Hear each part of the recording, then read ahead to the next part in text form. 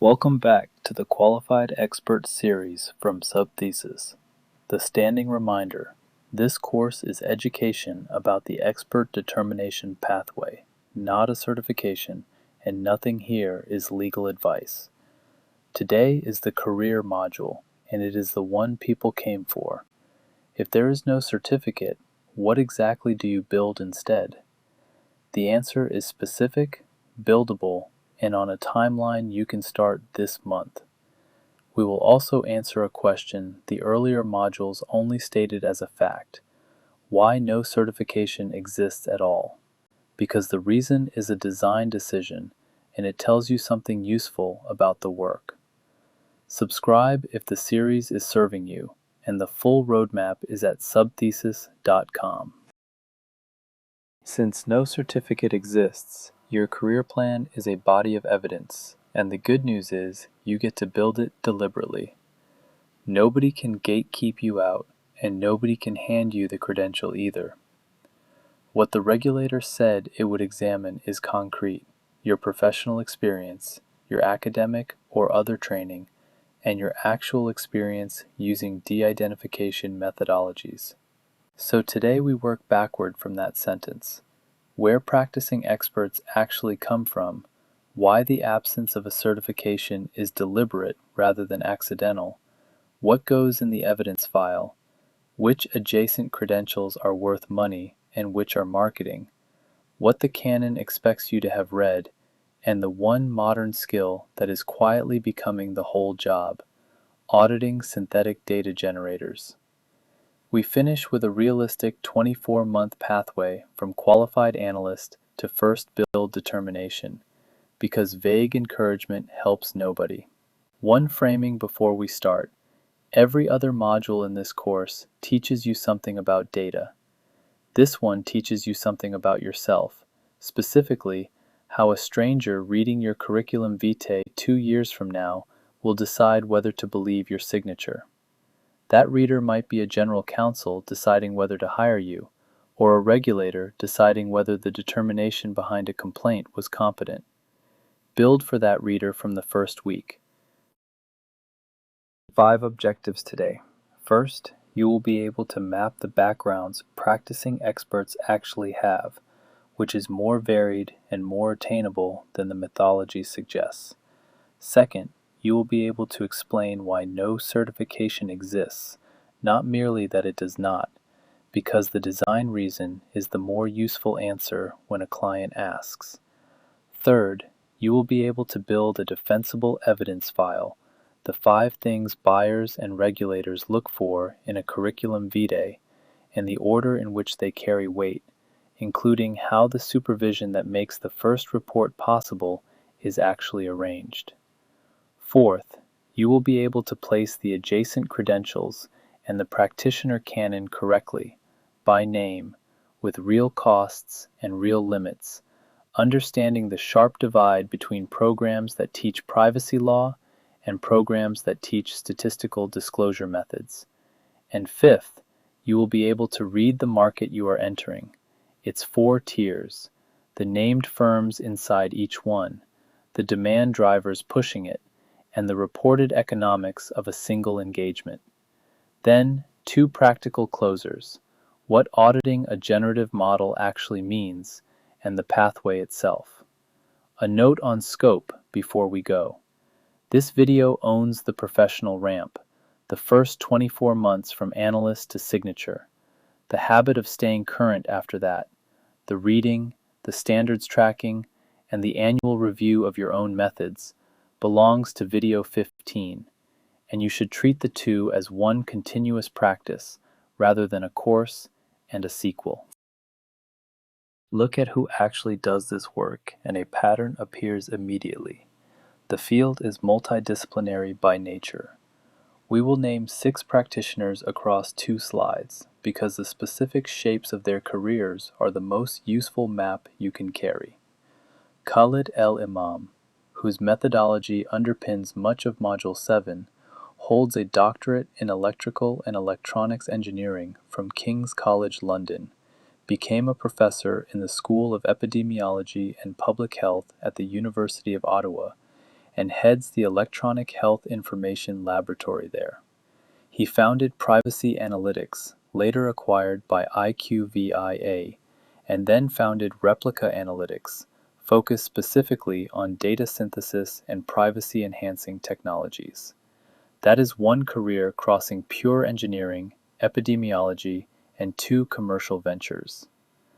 Bradley Mallon holds a doctorate in computer science with a focus on data privacy and is a professor of biomedical informatics at Vanderbilt, working on genomic privacy and electronic health record re-identification risk, which is exactly why he is the person you cite on high-dimensional data.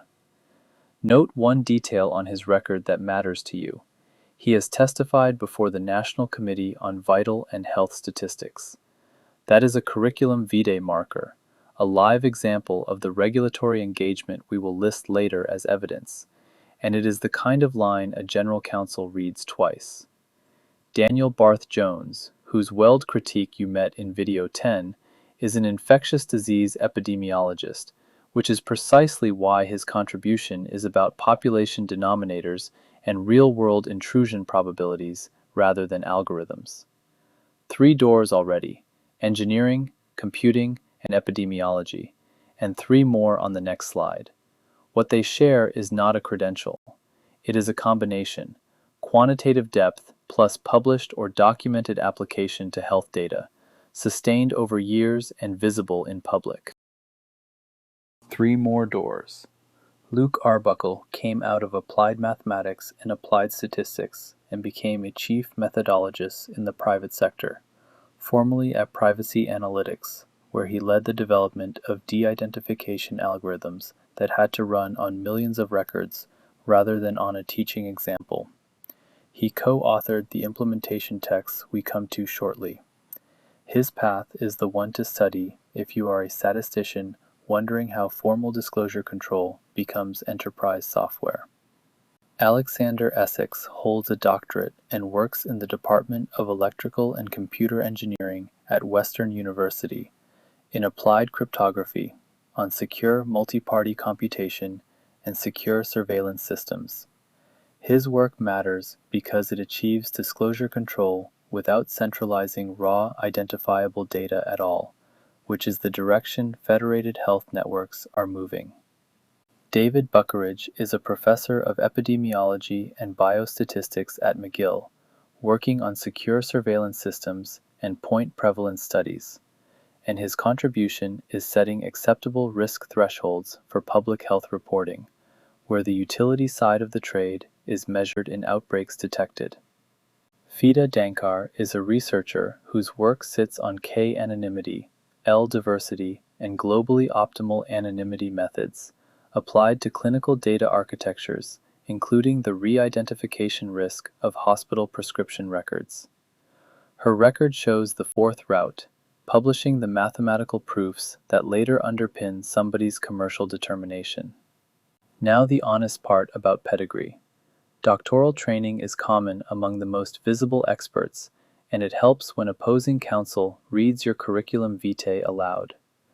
But the regulation does not require it, and the working market includes people from health informatics roles, hospital analytics, and privacy engineering.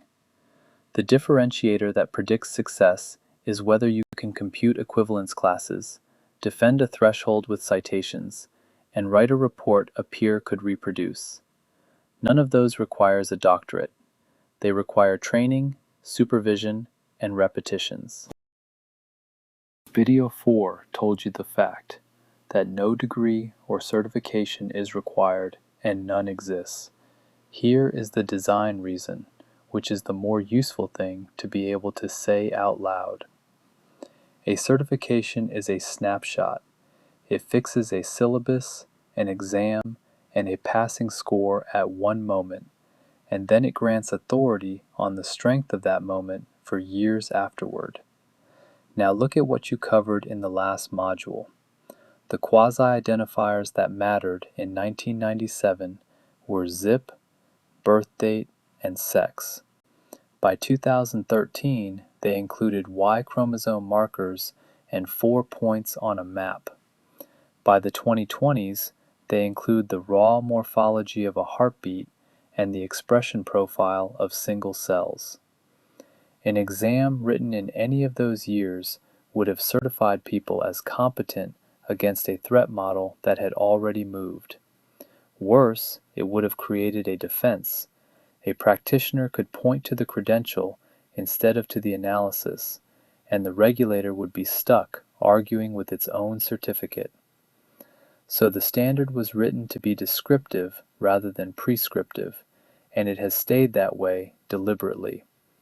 The National Committee on Vital and Health Statistics and the Department of Health and Human Services have continued through 2024 to 2026 to uphold the decentralized approach and to resist calls to define a single quantitative threshold for very small risk.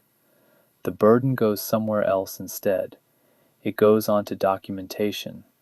Since there is no license number to check, the regulator evaluates the mathematical rigor of your method, your background, and the empirical defense of your thresholds, which means the absence of certification is not a shortcut into the profession. It is a permanent obligation to show your work. There is a second consequence worth naming. Because nothing certifies you, nothing decertifies you either, which means the profession polices itself through peer review, publication, and reputation rather than through discipline. That places real weight on how you behave when you are wrong, and the practitioners with the strongest standing in this field are, without exception, the ones who published corrections to their own earlier estimates. 5 things go in the file, in rough order of how much weight they carry. 1. Quantitative training you can evidence, whether that is a degree, a graduate certificate, or a documented program in statistical disclosure control. 2. And heaviest by a distance, methodological documentation experience, meaning actual reports you have authored where you set a threshold, measured risk, and defended a conclusion in writing. The regulator's phrase is actual experience using health information de-identification methodologies, so the artifact that proves you are an expert is a determination you have written. That creates an obvious chicken and egg problem, and the next slide is entirely about how the profession solves it. 3. Peer-reviewed publication or serious technical writing. This matters more here than in most fields because the statute demands generally accepted methods, and publishing is how you demonstrate your methods sit inside the accepted mainstream rather than having been invented for the occasion. Venue is part of the signal, so aim at the journals buyers recognize. The Journal of the American Medical Informatics Association, usually spoken as JAMIA, and PLOS1, along with the major data mining and bioinformatics conferences. A well-cited white paper counts. An unexplained novel technique in a report does not. 4. Tooling contributions. Working knowledge of the open source disclosure control ecosystem, the SDC micro package in R, the ARX data anonymization tool, and differential privacy libraries in Python, plus any public contribution to them, proves you can transform quasi-identifiers in a production environment rather than describe operations on slides. 5. Governance and testimony service. Sitting on a disclosure review board, serving on a working group, or giving expert testimony. Together, these 5 convert an assertion into a record, and the record is what survives the review we described in video 13. A practical note on how to keep the file. Start it now and update it the week each engagement closes rather than the month a client asks. Record the dataset type, the release model, the adversary model, the threshold, and the transformations in a form you can share without breaching confidentiality. Most practitioners keep exactly this as an anonymized engagement log, and it is the most persuasive attachment to a proposal. You cannot sign until you have experience, and you cannot get experience until someone lets you near real data. Here is how that actually breaks, and it is unglamorous and completely learnable. Start with the institutional honest broker. That is an office inside an academic medical center or a health system that holds identifiable data and stands between the clinical source and the researcher, receiving requests, preparing extracts, and releasing only what the approved protocol justifies. It exists precisely so that investigators never touch the raw file. Because it is doing disclosure control every week, it needs people who can compute, and it is the most underrated entry point in this entire profession. Next, the Disclosure Review Board.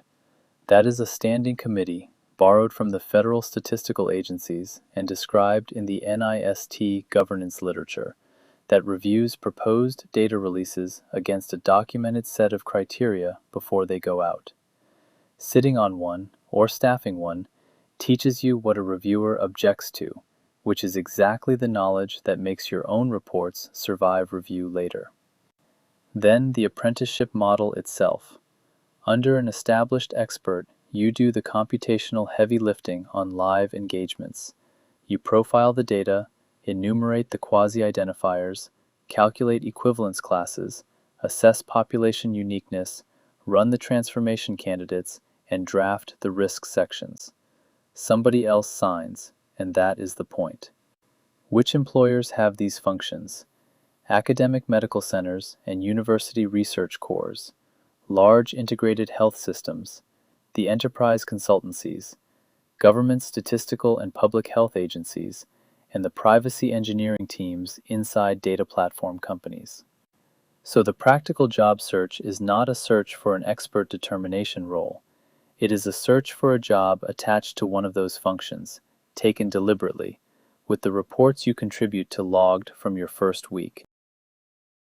Your methodology is only as defensible as the literature behind it, so the canon is not optional reading.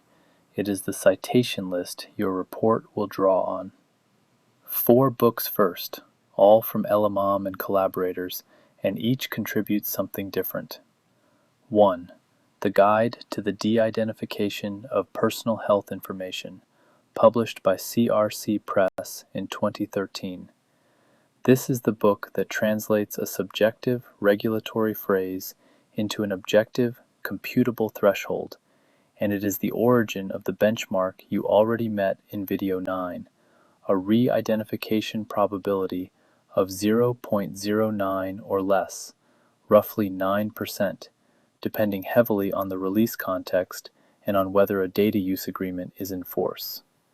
When someone quotes that number at you without the context clause, this is the book they are misquoting. 2. Anonymizing Health Data, published by O'Reilly in 2014 with Luke Arbuckle. This is the implementation manual, programmatic and practical, aimed at applying disclosure control inside enterprise information technology environments rather than at a proof. 3. Risky Business, Sharing Health Data While Protecting Privacy, from 2013, whose unique contribution is the 12 characteristics of a de-identification methodology. That is a strategic checklist for whether an organization's whole program, not just one data set, holds together, and it is a useful instrument to bring to a first client meeting. 4. Building an anonymization pipeline, which addresses the case that most real engagements turn out to be, a recurring feed rather than a single file, where the same transformations must be applied repeatedly and re-verified as the data grows. Read them in that order. The guide gives you the thresholds. Anonymizing health data gives you the mechanics. Risky Business gives you the program view, and the pipeline book gives you the operating model. Books teach you the method. Frameworks and standards give you the vocabulary a reviewer already accepts, so learn them by name. The HITRUST De-identification Framework, maintained through the broader HITRUST Common Security Framework, contributes 12 specific criteria for a de-identification program, weighted toward the administrative controls and governance around the statistics rather than the statistics themselves, including data use agreements and continuous monitoring. NIST, Interagency Report 8053, was the historical survey, and it has been superseded by Special Publication 800 to 188, De-identifying Government Datasets, published in September 2023 and co-authored by Simpson Garfinkel. That document is the one that gives you two pieces of report vocabulary you will use constantly: the 5 Safes framework and the operational design of disclosure review boards. And although it is written for federal agencies, its rigor is routinely cited in private sector determinations. Internationally, ISO/IEC 27559 from 2022 is the privacy-enhancing data de-identification framework, and it matters because it supplies a globally recognized assessment vocabulary for organizations that must reconcile the HIPAA very small risk standard with the stricter anonymization standard under GDPR ISO. 25237 sits alongside it for health informatics pseudonymization. Then, 2 specialist documents. The FUSE De-identification Standard for Clinical Trials, aimed at SDTM 3.2, is mandatory if you work near regulatory submissions, and the Institute of Medicine 2015 report on sharing clinical trial data, specifically Appendix B, co-authored by El Imam and Malin, is the most concentrated summary of concepts and methods in print. Finally, Federal Committee on Statistical Methodology Working Paper 22, the historical bedrock, and, as Video 9 showed you, the true source of the number people misquote. Note the access routes because they shape your reading order. NIST, the Institute of Medicine volume from the National Academies Press, and Working Paper 22 are free. The ISO standards must be purchased. HITRUST and FUSE typically run through membership or a portal. Here's the credential market and the single most useful distinction in it. Does the program teach privacy law, or does it teach statistical disclosure methods? Most teach law. The IAPP certifications, CIPP/US, and the technologist credential, CIPT, run about $550 for the exam, plus roughly $1,500 for optional training, and about 30 to 40 hours of self-study or a 2-day intensive. They are respected and genuinely useful for data use agreements and the regulatory landscape. Be clear-eyed, though. Neither teaches you to compute K-anonymity or defend a risk threshold, and neither satisfies the statute's demand for knowledge of generally accepted statistical methods. A certified privacy professional is not thereby a qualified expert, and saying so politely in a meeting is one of the more valuable things you will learn today. Fewer programs teach the methods. The HITRUST Academy De-identification Methodology course runs roughly $2,500 to $3,500 over 2 to 3 instructor-led days and teaches that framework's 12 criteria alongside disclosure control principles. Proprietary practitioner training from the specialist vendors is the most operationally direct, 1 to 5 days, focused on risk measurement, transformation algorithms, and audit survival, and usually bundled with software licensing or a consulting retainer rather than sold openly. University programs in privacy engineering, health informatics, and biostatistics go deepest into differential privacy, synthetic data evaluation, and formal risk modeling at $10,000 to $30,000 over 6 to 24 months.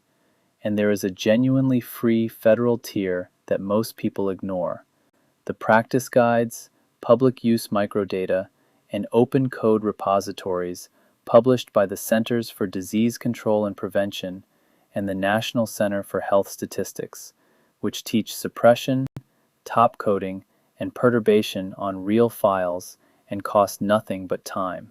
The honest summary is that no single program makes you an expert. The market rewards whoever assembles both halves, the law and the mathematics, and then proves it on real data. Know the market you are selling into, by name, because clients assume you already do. 4 tiers. Tier 1.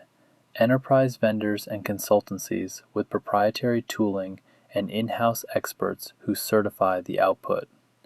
Privacy Analytics, now an IQVIA company, and Datavant dominate the high-volume, structured electronic health record and claims business, bundling automated transformation software with the human signature that makes it lawful.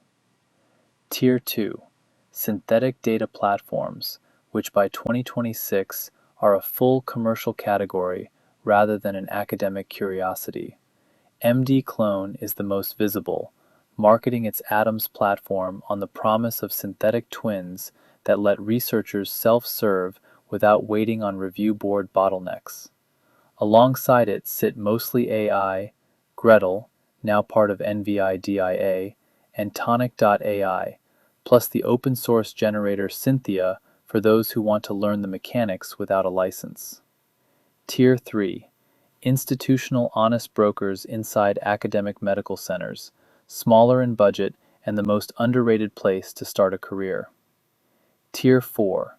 Solo and boutique practitioners serving biotechnology firms and digital health startups too small to license enterprise tooling, which is where most independent practices actually begin.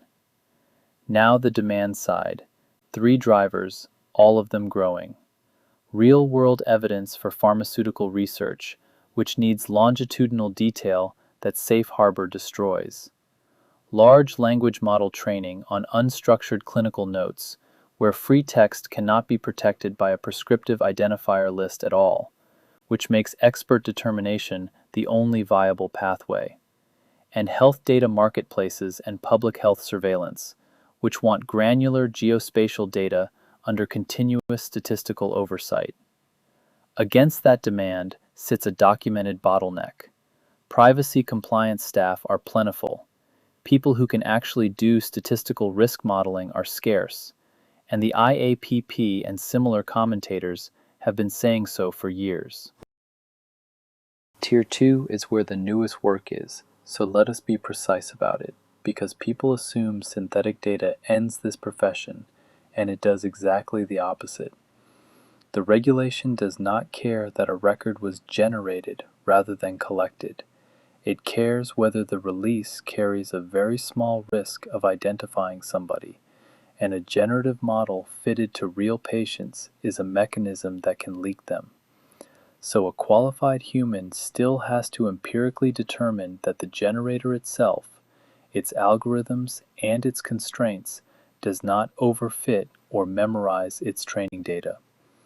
Synthetic means generated by a model fitted to real patient data. It is a claim about provenance, not a privacy status, and somebody qualified has to test the claim. You evaluate on 2 axes simultaneously.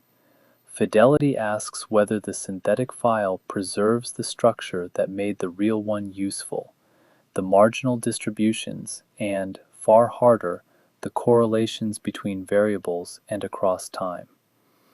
Privacy asks 4 separate questions. Does any synthetic record exactly replicate a training record? Can an adversary infer a sensitive attribute for a real person from the synthetic output?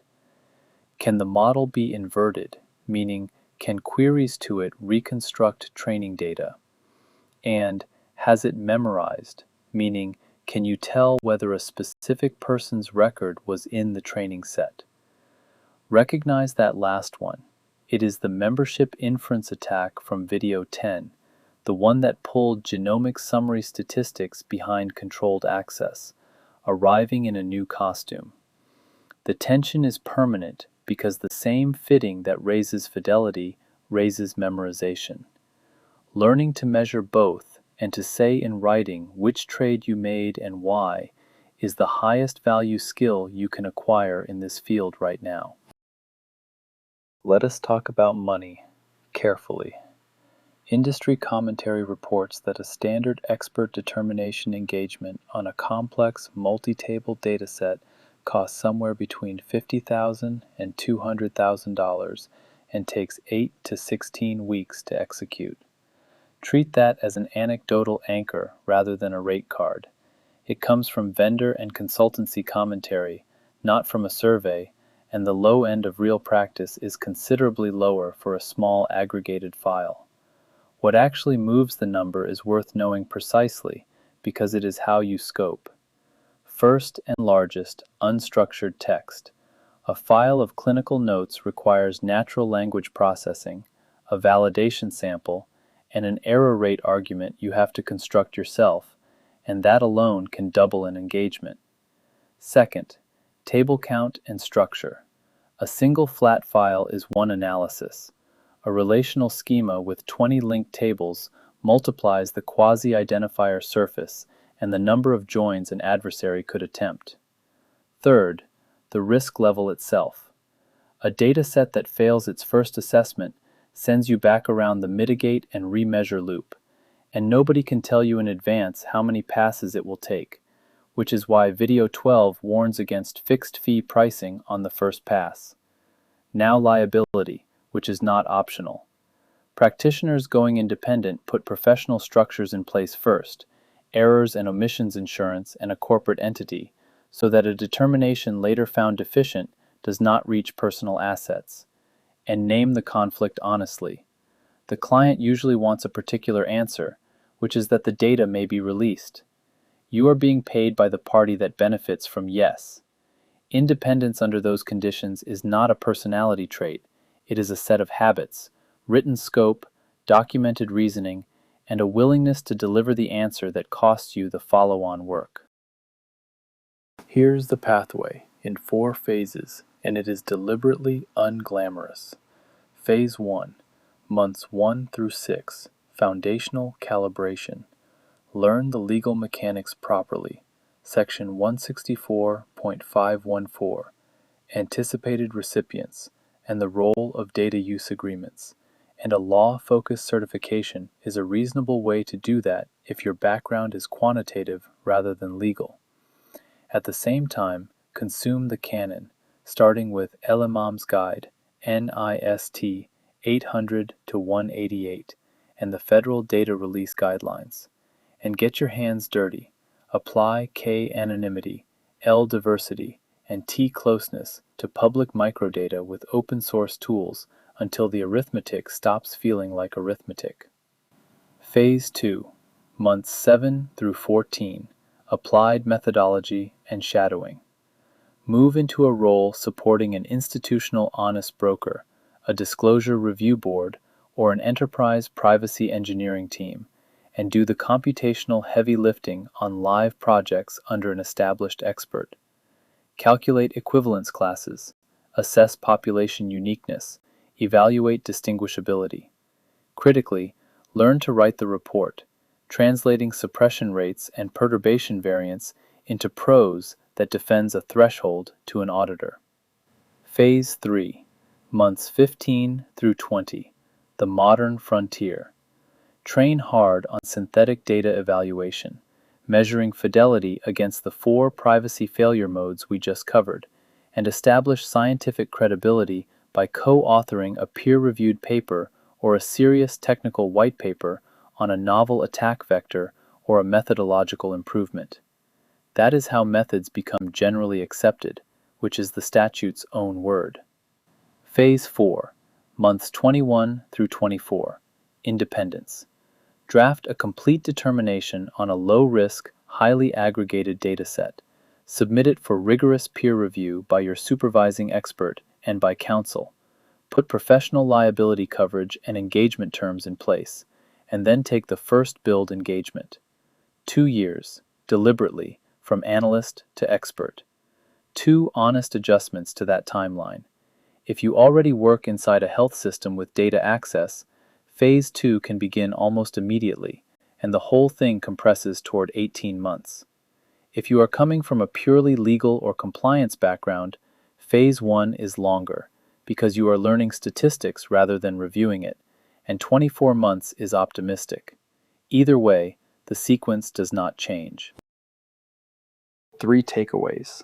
First, experts arrive from many doors: engineering, epidemiology, computer science, statistics, informatics, and what they share is quantitative depth applied to health data, not one pedigree. The evidence file makes the expert, and its heaviest item is a determination you actually wrote under supervision. Second, no certification exists by design, because fixing a syllabus would have frozen the standard against linkage attacks and artificial intelligence inference that keep evolving, and HHS has continued to resist a single quantitative threshold through 2024 to 2026. So documentation carries the weight a license would carry elsewhere, and adjacent credentials are signal, never sufficiency. Legal certifications teach the law and not the math.